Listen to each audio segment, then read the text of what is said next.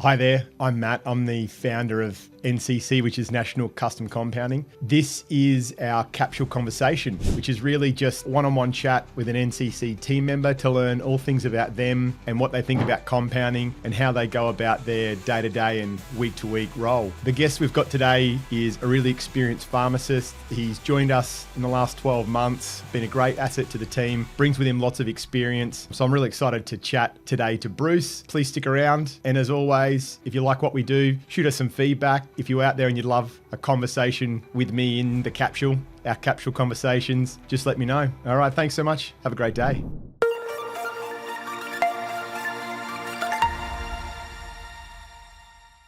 So thank you, Bruce. Thank you for joining us for our third episode of You're welcome. Capsule Conversation. So like we were chatting before, the idea is that we're just building these for team members to learn a bit more about yourself. And I'm really excited to hear about your journey. You've got some most fascinating locations that you've worked at and run and owned. Yeah, absolutely. Yeah. Long career in pharmacy. Yeah, awesome. So look, to open the batting, just tell us a bit more about yourself. Okay, so I'm married. I have 2 children. I have 2 fat beagles. Well, actually, one fat one skinny one. I've lived on the Gold Coast most of my life, and I've been in pharmacy since I graduated in 1984. Awesome. And has things changed a little since then? Significantly, yeah. First pharmacy was typewriters, and then the first computer we got, 32 megs of RAM of hard drive. That'll be more than enough. Yeah. 16 kilobyte RAM, and yeah, it's really changed significantly over the last few decades. Yeah.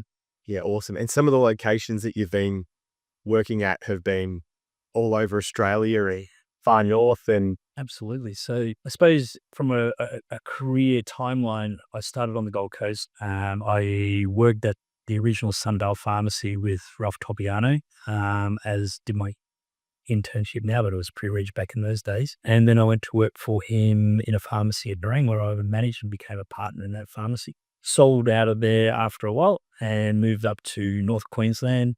Lived and worked in around Cairns for nearly 10 years. So working, Mariba, worked in there for a couple of years, driving to and from Cairns 6 days a week. Yeah, and a big hike. An hour, yeah, thereabouts. So each way, so made for long days. Yeah, but we shifted back to the Gold Coast in the early 2000s. Bought another pharmacy in Labrador at Sherm Park. Yep. And when I sold that, I started doing locum work, and I've locumed all around Australia, mainly in Queensland, especially when COVID hit. But Western Australia, New South Wales. Yeah. Any of those stores highlights or, anything that really stands out about what you saw in some of those locations as a pharmacist? Look, most pharmacies I work in are great. They're really welcoming, particularly in the country areas, and that's where I tend to try and do most of my locum work was in remote and rural areas. The customers really love the fact that they've got a pharmacist that they could come in and talk to, and that's my shtick. I like talking to my customers, so it worked really well. Some pharmacies better resourced than others. That always happens. But overall, it's been fabulous experiences. That's awesome. And then what led you to here, joining NCC? NCC. Well, I had done nearly 2 years of locum work up in Cooktown and had come back and decided I really wanted to stay around the Gold Coast and stay at home, So I thought, let's find a job here on the coast. Job popped up for here, and I've always wanted to do compounding ever since I was a young uni student. I did compounding at uni, and you work in pharmacies and you do your simple creams and lotions and mixtures and stuff, but nothing really as intricate and as detailed as what we do here. Yeah. So I thought it would be a great opportunity to expand my horizons. And I'd love to dig into that now as a newcomer into what is a relatively, it's not complicated, I guess, when you've been in it for a while, but coming from a background of non-compounding to compounding, how did you find? It was complex to begin with. So getting your head around the actual processes that occur in a compounding pharmacy compared to a normal retail environment is different. And it took a little while to learn those processes. But now that I've been here for a while, it's much easier. There's still get hung up sometimes on certain things you're just not sure about, so you seek help, and that's one of the great things about here is that's always available. Yeah, cool. So in the early days, as a pharmacist in a relatively unknown area, there were people to other pharmacists to reach out to and chat with. Uh, Generally less so. It's in it really depends on the structure of the pharmacy. And when had the pharmacy in Orang, it was part of a broad group of pharmacies associated with the Tobianos. And there was always someone that you could fall back on for advice. Working as a locum, generally you don't. Okay, so usually you're the only pharmacist in most country situations, and you have to pick up the ball and run with it. And there's very little fallback other than the immediate staff that might be there in the pharmacy. Yeah. Yeah. And how does that compare to now? Obviously it's probably a larger team Yeah, with a few pharmacists and throw ideas around. exactly right. So the ability for me to walk over and have a chat to another pharmacist to get their input or feedback on whatever the situation is invaluable, because it's that's still a learning curve. And I think for everyone, it's a learning curve. New things pop up every time, not every day, but regularly, and you have to try and work things out. Yeah, that's awesome. That's awesome. And so what for those that aren't a pharmacist, what does a normal day in NCC look like for you, or a normal week? Because you rotate throughout the week. Well, we do. We rotate between the different stations, and they have the different types of workload. Okay, so predominantly my role is around checking to make sure that what's being prescribed is what we're supplying, that it is clinically appropriate for the person, and that we supply or give them the support that they require with counseling, that sort of thing, or sorting out problems as they arise. Yeah. And in terms of giving counseling and conversations with customers and patients, how do you find the difference between your vast experience in community pharmacy and now compounding pharmacy? Obviously they're a similar type of patient, but are they, more in tune with what they're doing? Are they more confused that it's got to be made for them? It's a good question. I think it's pretty similar. Yeah, everyone is different when you're talking to them. So some people are very switched on about their health and what their medicines do for them. And they're very grateful if you can give them information that they perhaps weren't aware of. That rounds out their information that they already had. Right at to the other end of the spectrum where a person doesn't have a clue what's going on. And, I suppose you have to take it a little bit more slowly and be a bit more thorough with how you talk to them. But I always try to make sure that they understand what I'm talking about, and, give them the opportunity to ask more questions if they're not sure. Yeah. And I'd love to know too, the difference as a pharmacist from your own knowledge. Previously in a pharmacy, there's resources available, drug companies make medicine information leaflets and that type of thing. And now you stepped into this relatively unknown space with resources that aren't so heavily published. And Yeah, look, again, it's interesting. It's sometimes with your commercially available products, they do have perhaps better information based than what we have as a compounder.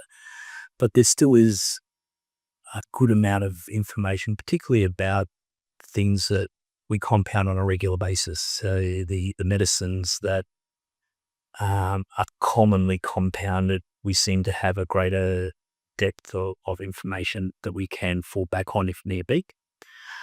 If we dig deep enough, we can find information where it needs to be.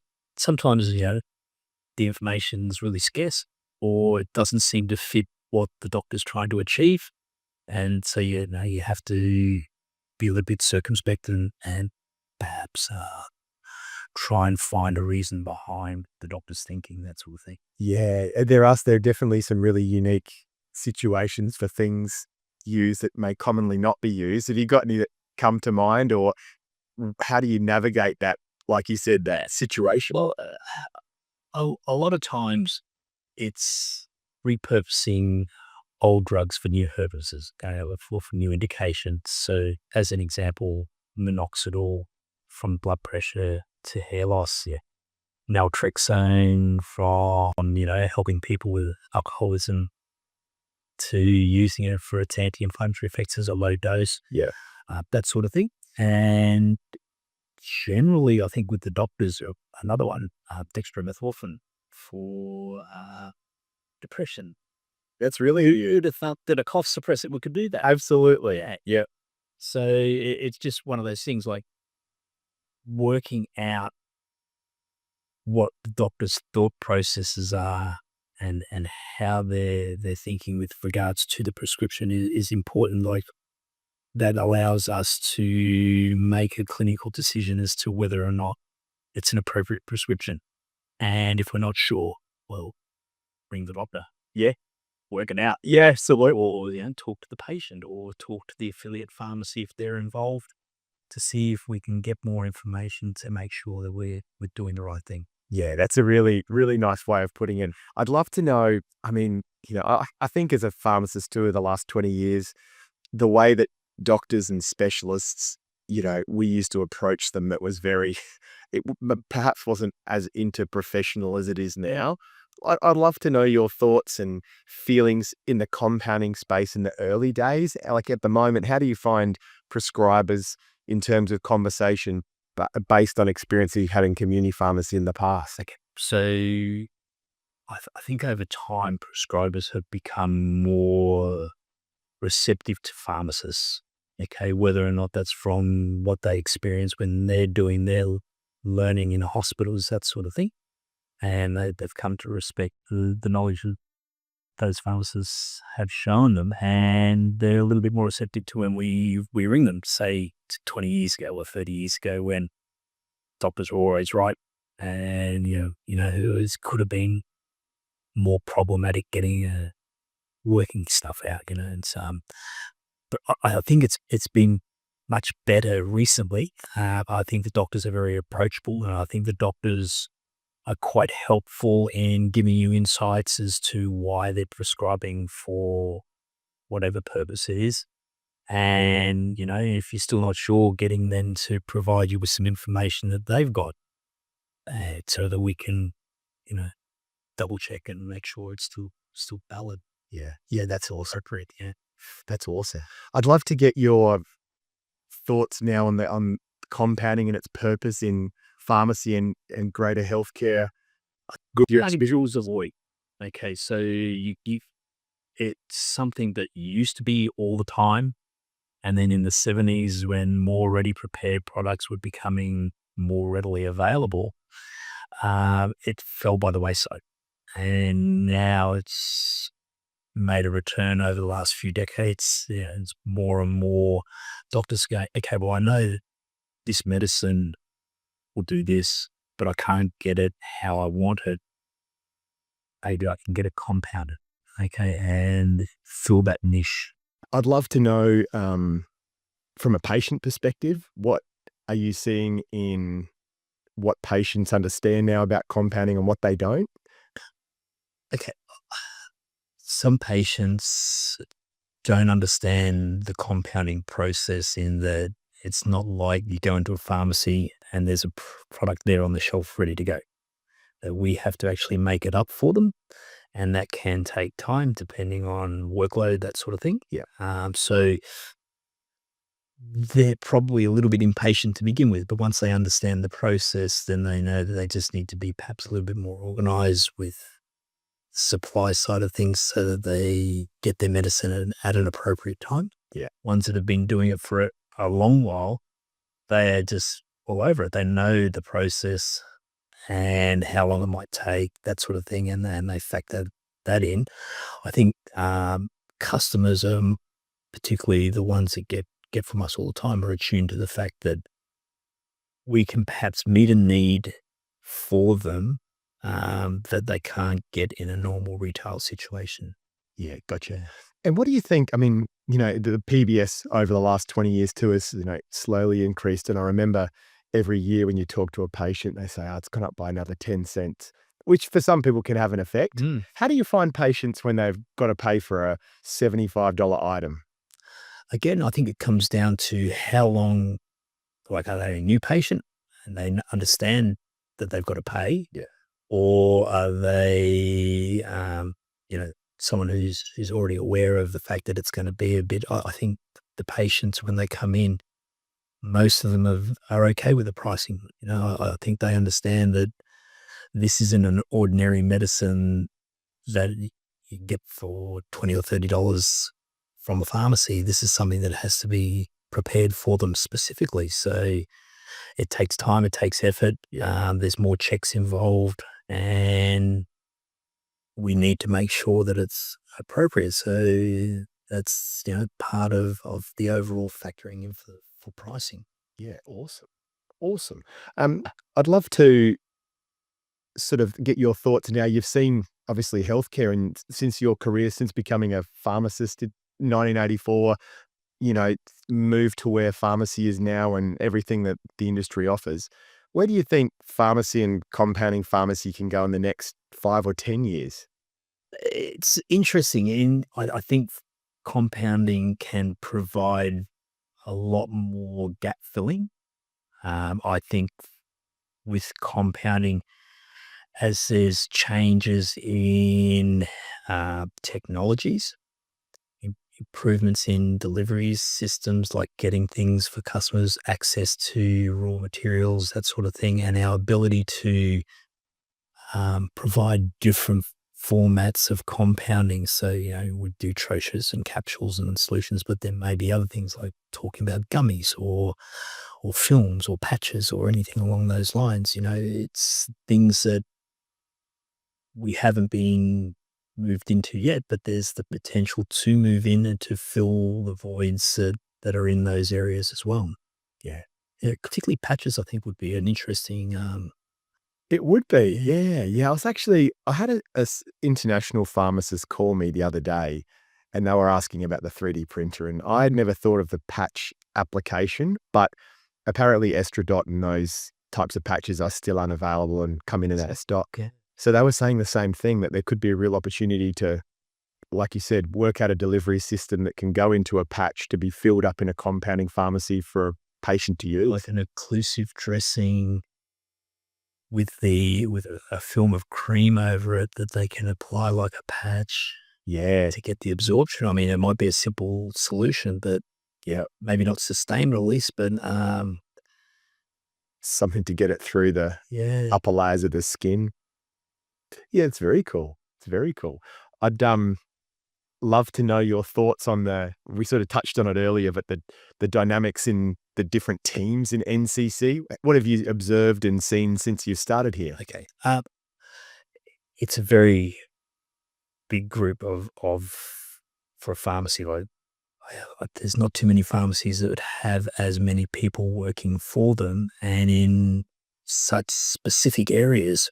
So, you have the admin, then the pharmacists, and then the lab, but they all work together. I think that's one of the strengths of NCC, is that we foster like a collegiate environment where we help each other. And, if we're not sure about things, we can ask questions and work things out together without, it's seeming like it's too hard to do, or, why should we be asking this sort of question? And I think that's one of the strengths of the environment that we have, is that over time you guys have developed such a strong teamwork.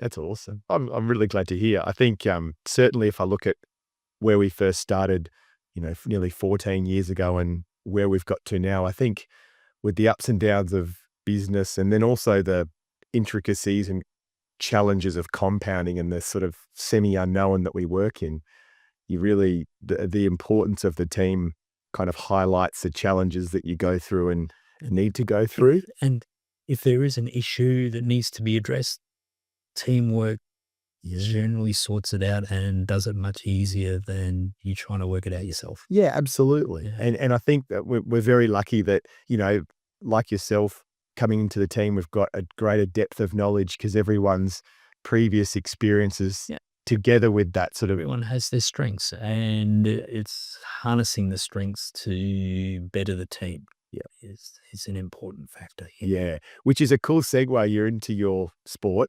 Yep. I'd love to know a bit more about Bruce as a team member in person. Well, I used to play high level rugby. Things so And rugby league or rugby union? union. All right. When I was younger at school, up until grade 8, I played rugby league. So junior school was rugby league, and then senior school was rugby union. I didn't play while I was at uni. Too much fun doing other stuff. Yeah, absolutely. And then took it up again when I graduated and moved back to the Gold Coast and played first grade for a number of years on the Gold Coast and retired a long time ago. And now I think I'm suffering because of my knees. Yeah. But that's okay. And other sports, I'm a state level swimmer. Yeah. Awesome. When I was younger and in the underages, and did a lot of surfing when I was kind of towards the end of my schooling and university years, just down the beach. What a location to Yeah, Gold Coast, all that. great for all that. Yeah. Yeah. I guess you probably see the Gold Coast change incredibly over the years too. Yeah. It's growing. I don't know if the infrastructure's grown as quickly as what it should have. Yeah. Shouldn't. But the Gold Coast of 20, 30, 40 years ago is vastly different to what it is now. Yeah. It's, and for good and bad, like lots of traffic congestion now, but you've got a lot of other benefits too. Yeah. Yeah. It's always a bit of give and take. Yeah. A little bit of this, Yeah. a little bit of that. And yeah. And you both enjoy living here still? Yeah. So the boys are on the coast too. One son is, and the other one is up at Redland Bay. That's right. Yeah. So married with 2 kids. Oh, grandfather. Yeah. So, yeah. So how are those duties coming along? How old are the grandkids now?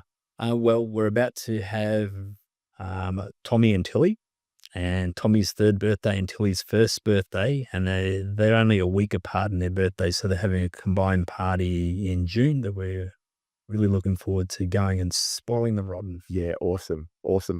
Do everything they want and then hand them back to their parents. And Ice cream, Tommy? Sure, it's only 7 in the morning. You'll be fine. No worries. yeah, that's awesome. We're in the same boat. So yeah, my parents laugh and they go, "We'll give them a great time, and then they're all yours to put to bed." Fill them full of lollies and hand them back. Yeah, that's awesome. And what do you think about the state of the Australian rugby team? Because you're going to the game soon. I'm going to watch the Reds play the Lions when they come in July, and I'm really looking forward to that. I saw the Lions play the last time they were here, both against the Reds and the Wallabies, and it was just awesome atmosphere.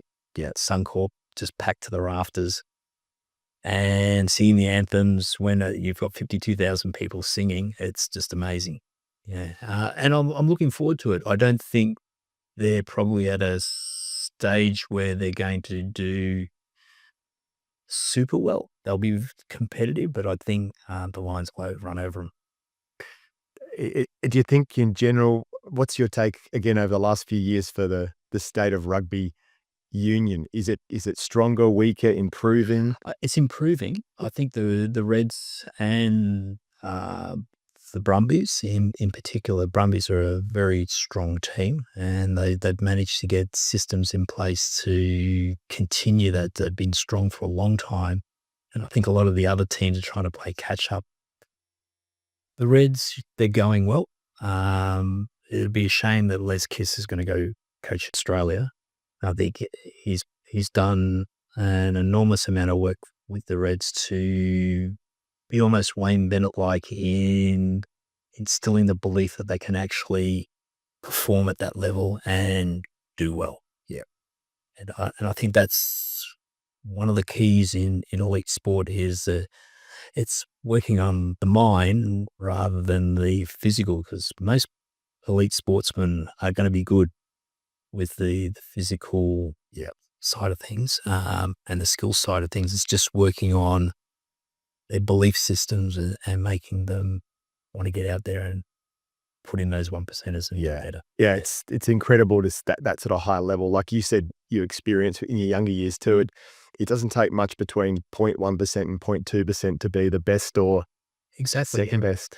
And having the people behind them to say, you can do this, you've got it, you just have to show it. Yeah. And I think, harking back to when I was a swimmer, I finished swimming probably earlier than what I should have. But there was no one there behind me to say, Bruce, try a bit harder, you can probably go somewhere.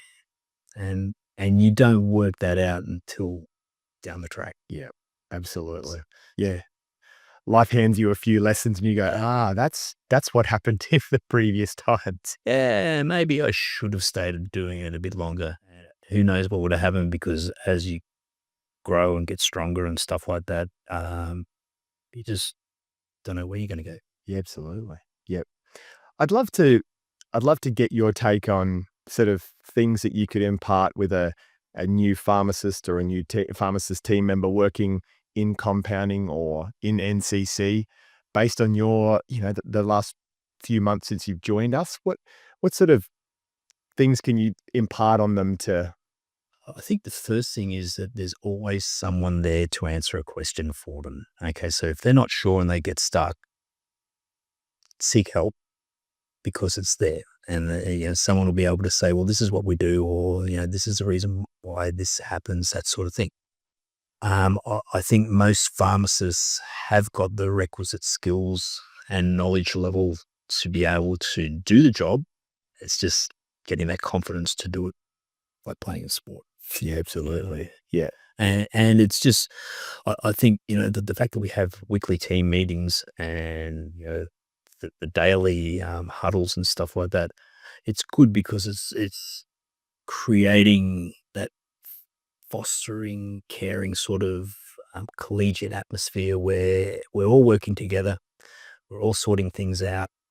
There's always going to be help if you need it. And you just have to have confidence in yourself that you can get the job done. Awesome. Yeah. Bit like sport. Bit like sport. Yeah. I think you can take a lot out of sport for as a learning for how to do things.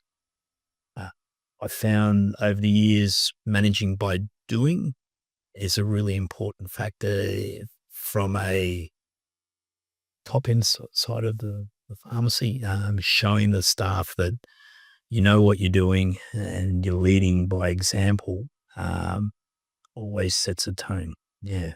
Yeah, absolutely. And if we can show the newer staff how to do things, so forever saying, has anyone shown you this? Yeah. This is how we do it, and help them out. Yeah. Yeah, that's really cool. And sometimes being proactive to do it too, rather than wait for something to happen. You might go, I've just done this, so I'll show them. Yeah. Yeah. Yeah, that's cool. Where would you like to see yourself in the next 6 to 12 months of compounding? 6 to 12 months.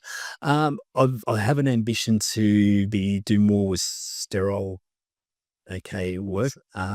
Kelly has started that process with me, and it's another massive leap forward. But yeah, that's I'm really looking forward to be able to contribute in that area.